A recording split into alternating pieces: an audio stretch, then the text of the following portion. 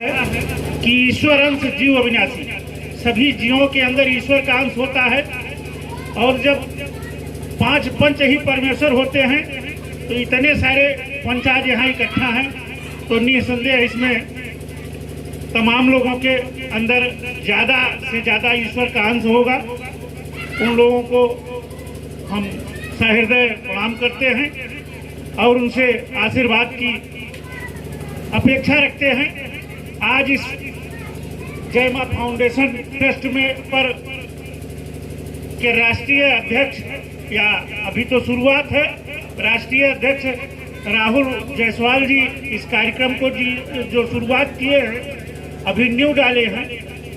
ऐसी स्थिति में हमारे यहाँ बीकापुर के पूर्व विधायक बबलू सिंह जितेंद्र भैया को बुलाए हैं, जो यहाँ फीता काट करके आज इस कार्यालय का उद्घाटन करेंगे। इनकी यह सोच है कि हम पूरे देश, पूरे जिले, प्रदेश, देश में ही नहीं बल्कि यदि ये ट्रस्ट बढ़ा तो विदेशों तक हम इसका लाभ देंगे। तो लाभ इनका क्या रहेगा, यह संक्षिप्त में हम बताएंगे, चूंकि समय आता है तो लाभ योजनाओं का बढ़ता और घटता रहता है, जैसे जिसकी इच्छा होती है तभी आप समाज सेवा करेंगे।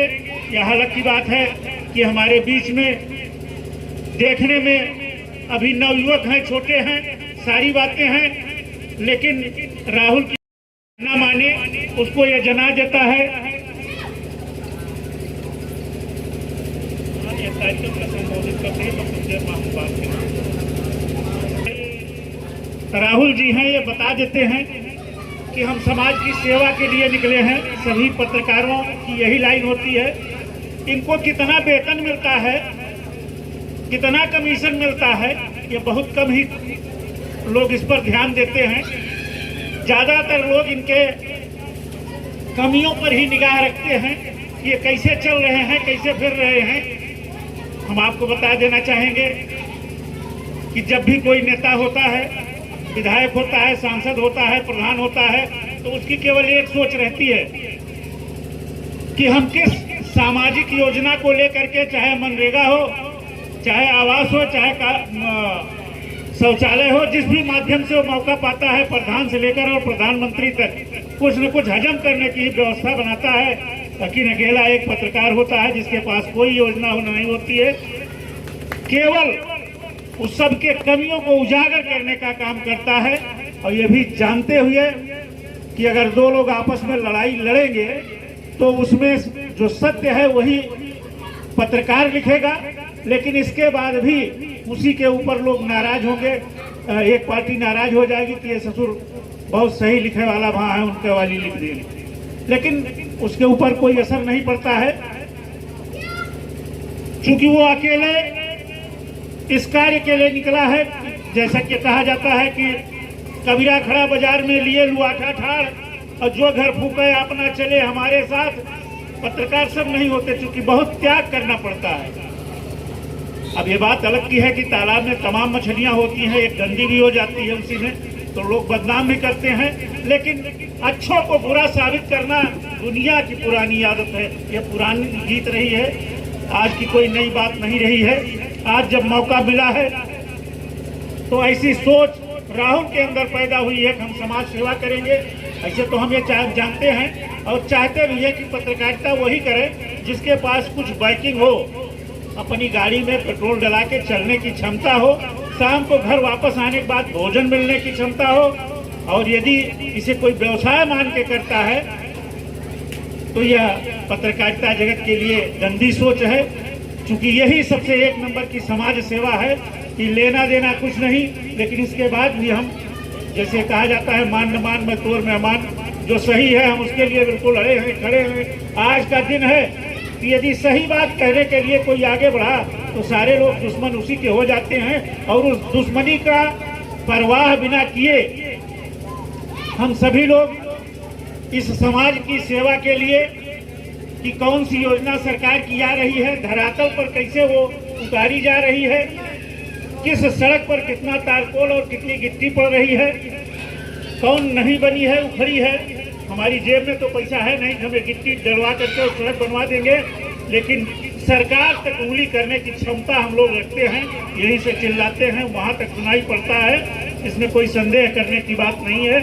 और उनसे भी विरोध देते समय हम लोगों को तनिक भय नहीं लगता है कि क्या बताऊं, कल ये मुझसे नाराज हो जाएंगे। तो ये मान करके हम लोग चलते हैं कि मरना तो एक दिन होगा ही, तो क्यों न धर्म पर मर जाए, ये सारी दुनिया याद करे, कुछ काम तो ऐसा कर जाए। मरना तो सभी को है।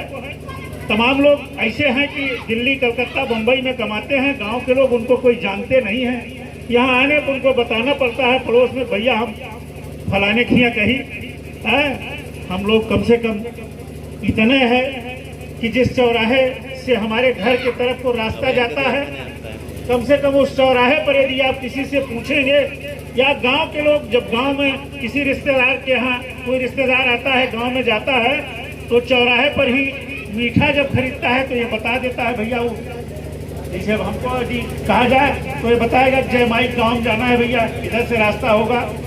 जबकि जाएगा वो दूसरे के यहाँ, गांव में तो जाएगा लेकिन दूसरे के यहाँ रिश्तेदार रहेगा, लेकिन नाम उसको मेरा लेना पड़ेगा, इसलिए कि हमने तन मन और धन से समाज की सेवा की है। अब हमारी औकात क्या है, हमारी सोच क्या है, हम कितना कर सकते हैं, उस हिसाब से हम लोग अपना करते रहते हैं। इनकी बड़ी विचारधारा है राहुल जी की, पत्रकारिता के साथ ही इस ढंग से जय मां फाउंडेशन ट्रस्ट का रजिस्ट्रेशन करवा करके और ऐसा विचार बनाए हैं कि गरीब बच्चों की शिक्षा या विधवा, विकलांग सभी लोगों को किस ढंग से हम सहयोग करेंगे।